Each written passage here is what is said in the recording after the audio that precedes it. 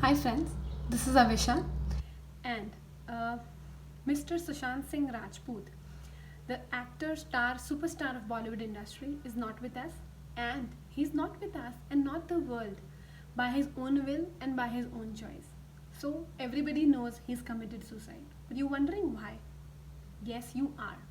A person who was 7th rank in DCE, who was a national physics Olympiad winner, that a person who had a degree of bachelor's in engineering और जिनका success तो Bollywood industry में आप सभी लोगों को पता ही है. His famous movies like Kai Po Che, his super successful movie like MS Dhoni, and recently he did a movie by the name of Chhichhore where he played a role of a dad. उन्होंने एक पिता का रोल निभाया था उस मूवी में, जो अपने बच्चे को सुसाइड अटेम्प्ट करने के बाद जीवन की तरफ वापस लाता है और ये समझाता है कि सुसाइड करना कितना गलत है. So don't you feel a society is being crippled? तो क्यों लोग सुसाइड करते हैं? मैं आप लोगों को बताती हूँ जो 3 मेजर कारण हैं जो मुझे लगता है जिसकी वजह से लोग सुसाइड करते हैं. देयर लॉट ऑफ रीजंस जिसकी वजह से लोग इस तरीके के अटेम्प्ट्स करते हैं या इस तरीके से इस दुनिया से चले जाते हैं. But there are 3 major reasons जिनकी वजह से ये होता है. The first reason is hopelessness. जिंदगी में हम रोज सुबह एक आशा के साथ उठते हैं. ऐसे लोगों को जिंदगी से आशा चली जाती है. उन्हें ऐसा नहीं लगता है कि ये सिचुएशन को या जो भी चल रहा है जिंदगी में ये कभी ठीक हो पाएगा. यह उनके अनुसार सही नहीं है. उन्हें ऐसा लगता है कि जो हमने सोचा है, जो होना चाहिए, वो यह नहीं हो रहा है और ये कभी ठीक नहीं होगा. इस सिचुएशन में बाहर से देखने वाले बहुत से लोगों को ये लग सकता है ऑब्वियस कि ये तो ठीक हो ही जाएगा. बट उस इंसान का नज़रिया इतना संकीर्ण हो चुका होता है, इतना नैरो हो चुका होता है कि उसे अपनी ज़िंदगी में आगे की तरफ कोई होप नज़र नहीं आता. The second reason is emotional mismanagement. What is emotional mismanagement? जब लोग अपने इमोशंस को नहीं अंडरस्टैंड कर पाते हैं, उनको नहीं मैनेज कर पाते हैं, और इवेंचुअली जब अपने इमोशंस को नहीं मैनेज कर पाते हैं तो gradually it lead to mental illness. और मेंटल इलनेस जो कि हमारी सोसाइटी में एक्सेप्टेबल अच्छे से आज भी नहीं है और लोग उसको सफ़र करते हैं. बहुत सी बार जब लोग अपने इमोशंस को नहीं मैनेज कर पाते हैं या मेंटल इलनेस के से गुजर रहे होते हैं तब वो सोशल आइसोलेशन में भी चले जाते हैं. और सोशल आइसोलेशन का मेरा बिल्कुल ये मतलब नहीं है कि उनके आसपास कोई लोग नहीं होते. बहुत सी बार आपने ये चीज़ देखी होगी कि कोई किसी ने सुसाइड अटेम्प्ट किया तो लोग ये बातें करते हैं कि कल तक तो अच्छा वाला था, यहाँ था, परसों तो ऐसा हुआ था, वैसा हुआ था. It's not like that. जो सोशल आइसोलेशन है वो हमेशा बाहरी नहीं होता, वो अंदरूनी ज़्यादा होता है.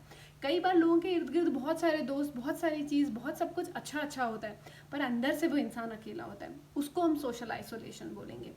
तीसरा कारण जिसकी वजह से एक इंसान सुसाइड की तरफ प्रेरित होता है या सुसाइड करने पर मजबूर अपने आप को पाता है, it can be an incident. एक ट्रॉमेटिक इंसिडेंट जो रिसेंट में उसकी ज़िंदगी में हुआ है जिसको वो फेस नहीं कर पा रहा. अब कई बार हम इतने इमोशनली स्ट्रांग और इमोशनली इंटेलिजेंट नहीं होते हैं कि उस ट्रॉमा को फेस कर पाएँ और हम जल्दी से एकदम से नीचे चले जाते हैं. और ऐसे सिचुएशन में हमारी सोच फिर से इतनी नैरो हो जाती है, ज़िंदगी को लेकर हमारा अप्रोच इतना नेगेटिव हो जाता है कि हमें उसके अलावा और कुछ नज़र नहीं आता. और वैसे भी सोसाइटी में हम लोगों को एज अ फेलियर अपनाया नहीं जाता, हमारी वीकनेसेस अपनाई नहीं जाती, हमारी वल्नरेबिलिटी को कौन अपनाता है. और उस वल्नरेबल और फेलियर वाली स्टेट पर, लूज़र वाली स्टेट पर जब जाते हैं तो कहीं ना कहीं इस सोसाइटी ने ये बना रखा है कि ऐसा इंसान जो कि लूज़र है, जो कि गलत है, जो ये है वो है, उसे जीने का कोई अधिकार नहीं. और यही सोच कहीं ना कहीं उस इंसान को मरने पर मजबूर कर देती है. कैसी बात है ना, इस दुनिया में इतने सारे लोग हैं और उसके बाद भी हम इस तरीके से लोगों को अकेला पाते हैं. हमें ऐसा, और सुशांत सिंह राजपूत जैसे इंसान जिनके पास शायद हर वो चीज़ थी जिसका हम सपना देखते हैं. अगर हम सुपरफिशियली या एक ऑर्डिनरी इंसान के नज़रिए से देखें तो शायद उस इंसान के पास हर वो चीज़ थी जिसका हम सपना देखते हैं या हर एक ऑर्डिनरी आदमी पाना चाहता है. पर उसके बाद आज हम शॉक में हैं. See, this is not the time कि हम शॉक में जाएं और सैड हों. This is the time to understand. Such incidents always always always हमें कुछ ना कुछ बताना चाहते हैं अगर हम सुने. राइट. आज मैं बताना चाहती हूँ कि ये सारी जो प्रॉब्लम्स हैं इनको हम कुछ बहुत छोटी छोटी चीज़ों से सॉल्व कर सकते हैं. मैं मेरे अनुभव के आधार पर आपको कुछ 3 ऐसी चीज़ें बताना चाहती हूँ जिन पर शायद हमें सच में बहुत ज़्यादा काम करने की आवश्यकता है. पहला, have healthy relationships. Healthy relationships को रखिए. अहम और ईगो इस दुनिया में इतना ज़्यादा बढ़ चुका है कि अब बहुत सारे हेल्दी रिलेशनशिप्स नहीं बचे, और रिलेशनशिप्स एक बहुत बड़ा कारण है अभी इस दुनिया में लोगों का सुसाइड अटेम्प्ट करने का। And yes, mind my words, I am saying about healthy relationship, not right और परफेक्ट रिलेशनशिप्स।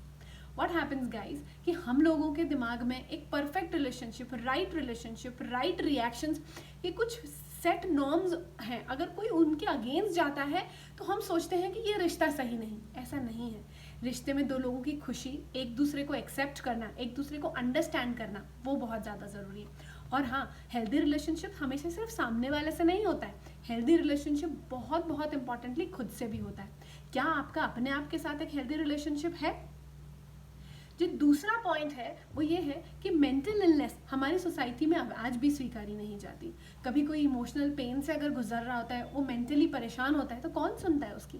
हमें सुनने वाले बहुत सारे दोस्त हैं जिनके साथ हम मस्ती करते हैं। सोशल मीडिया पे हमारे हजारों दोस्त हैं जिनको बहुत सारी फेक बात बताते हैं। 10% की हमारी खुशी इतनी बड़ी करके बताई जाती है, और जो हमारी प्रॉब्लम्स है वो नहीं बताई जाती, क्योंकि ना हम में बताने की हिम्मत है, ना कोई सामने वाला हमें एक्सेप्ट करेगा।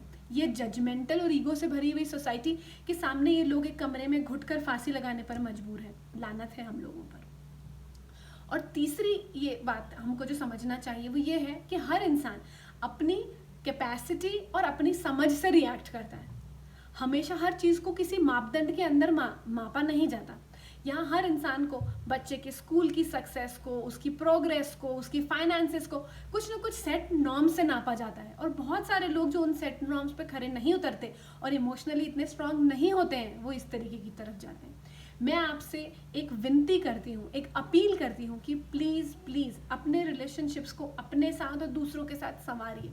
क्या आप चाहते हैं कि आपके अपनों के साथ कुछ ऐसा हो जो चारों तरफ इतना सुंदर और इतना बढ़िया नज़र आता है, वो अंदर से इंसान खोखला हो सकता है, और आप भी हो सकते हैं। एक ऐसे अच्छे रिश्ते बनाइए। आप लोगों को सीसीडी वाले सिद्धार्थ जी के बारे में भी पता है। हम तब भी इसी शौक में थे और आज भी हम इसी शौक में हैं, और इस शौक से बाहर आएँ। अब हम समझें और आसपास के रिश्तों को बेहतर करें। और आप सोच रहे होंगे कि मैं आपको ये बात क्यों बता रही हूँ, या why would you believe me, आप मुझ पर ट्रस्ट क्यों करेंगे? आप मुझ पर ट्रस्ट मत करिए, क्योंकि ये सारी बातें जो मैंने आपसे बोली, ये मैंने कहीं पढ़ी सीखी नहीं है।